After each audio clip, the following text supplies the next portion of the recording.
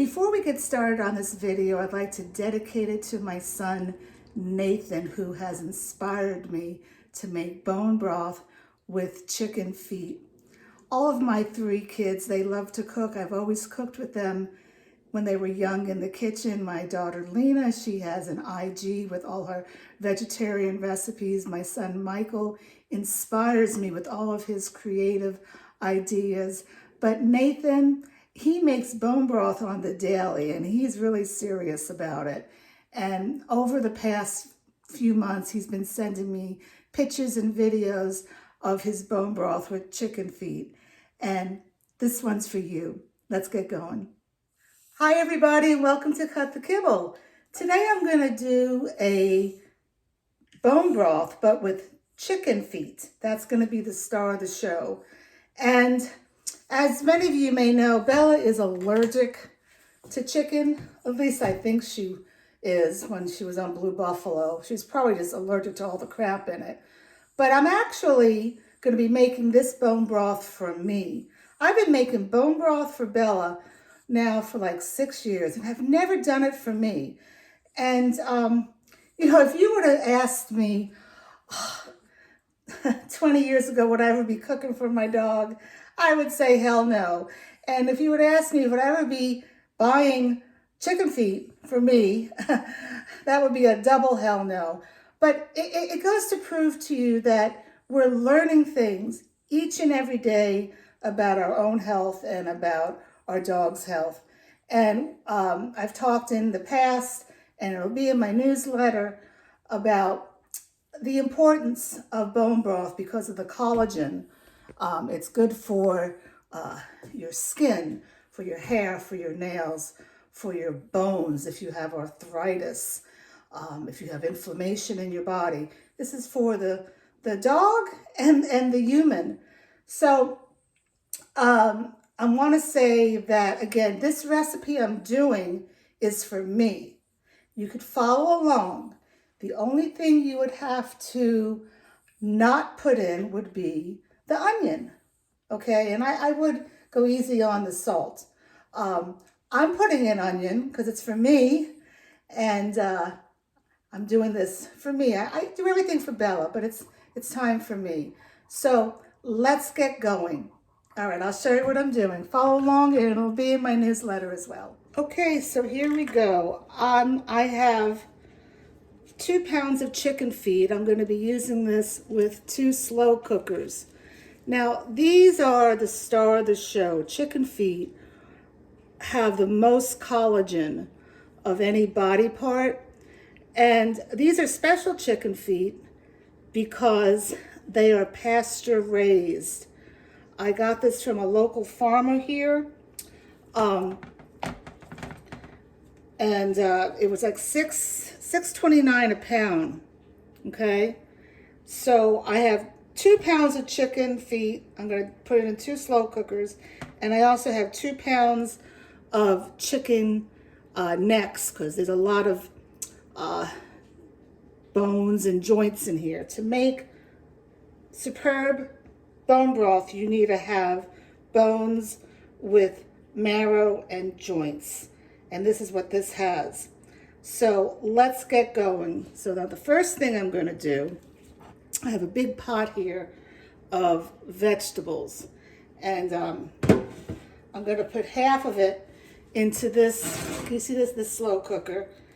And I'll just do the video with this slow cooker. Bella is eating while I'm doing this because I don't want to be dealing with her right now. So anyway, onions. Can you see me? Don't do onions if you're doing it for the dog. That's the only thing you should not put in this if it's for the dog. Shiitake mushrooms. Okay, and that was zucchini. And I have some carrots. These carrots, they're like yellow and red carrots. More colors of the rainbow. And we have, what is this? Celery. I haven't had my coffee this morning yet, so that's why I'm a little Okay, so now I'm gonna go ahead, hold on a second, and add some of this beautiness. I have parsley, stems and all will go in here. Can you see this? Yeah. I have some basil, stems and all. I have rosemary, and I have ginger. I keep my ginger in the freezer because it just gets moldy if I buy it and don't use it. And I washed it and kept the skin on.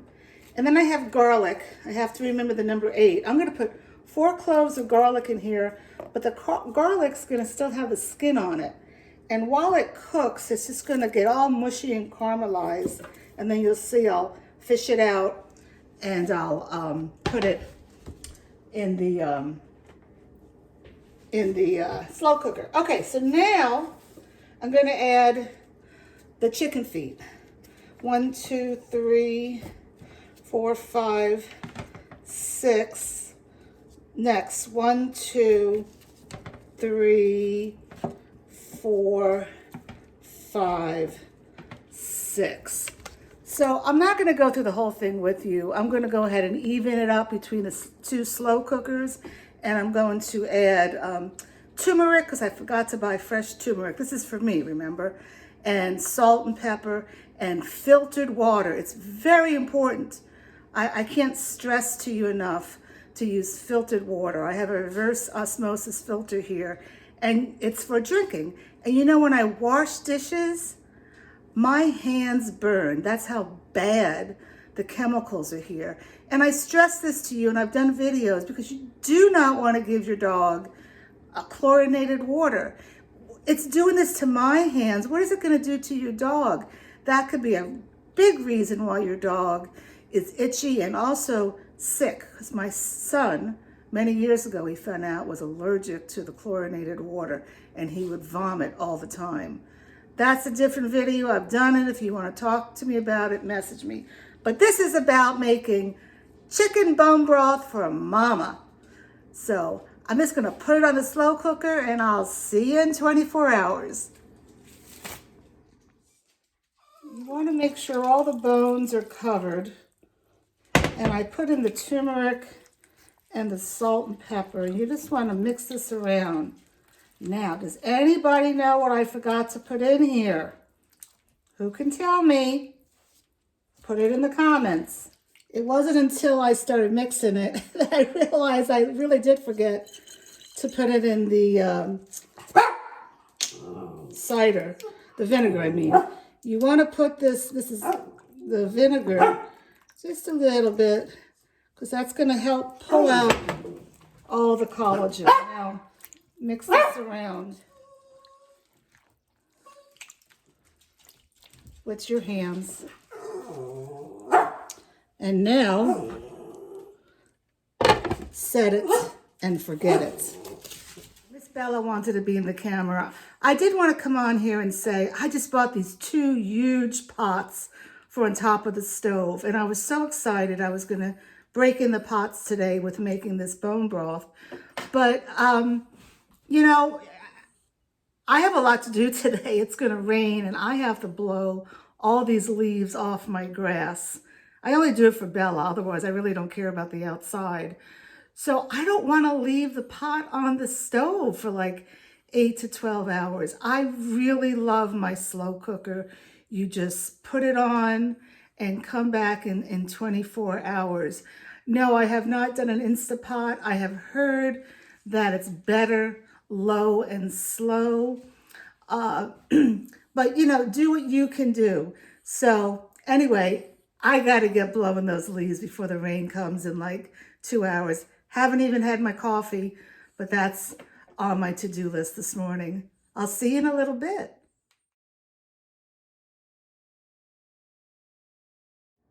Good morning. Now this is the hard part. It's not hard, it's just messy. It takes a little while and you gotta clean it up. So let's get it done so I can sit down and have my coffee. All right, so here you see I have such beautiful, rich broth. Can you see that? It's just gorgeous. So I have a workstation here. Over here, yeah, can you see part of it? It's a pan, and it's just resting on top of my sink. And what I'm gonna do, I have this nifty little thingy. I'm gonna go ahead and take out all these bones. Let's look at one of these. It's still very hot. I'm gonna try to get up close and personal with you with it. So there's that little chicken foot, okay? And the reason I'm putting all the bones in here, especially for the neck, when I grew up, there's some neck bone right here. Oh, yum. You see that? When I grew up, I had an Italian mama. And I had an Italian dad, too. Anyway, she used to make a bunch of chicken soup and escarole soup and whatnot. And she would always do the chicken necks. And it was my favorite. I love the meat on the chicken neck. So I'm gonna I'm putting it in a big pan so I can cool it. And then in my spare time today while it's raining, I'm gonna pick all that meat off. And I don't know what I'm gonna do with it, to be honest. Oh, here's this garlic. Let me show you. Let me show you real quick. So remember I told you I put the garlic in with the skin on. So now, oops, I'm making a mess here. But it's just, I don't know if you can see it. It's just what? Yummy, yummy-nicious. I'll probably put that in my soup for tonight. So now Miss Bella has caught on that I'm doing a video. So I'm gonna stop right now and continue. Okay, so here's the next step. I have my 2 liter. What is 2 liter? 8 cups with a strainer.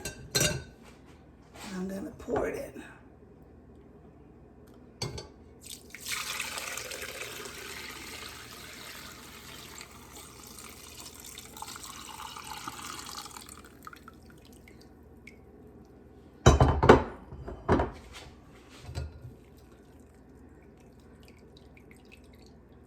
Okay.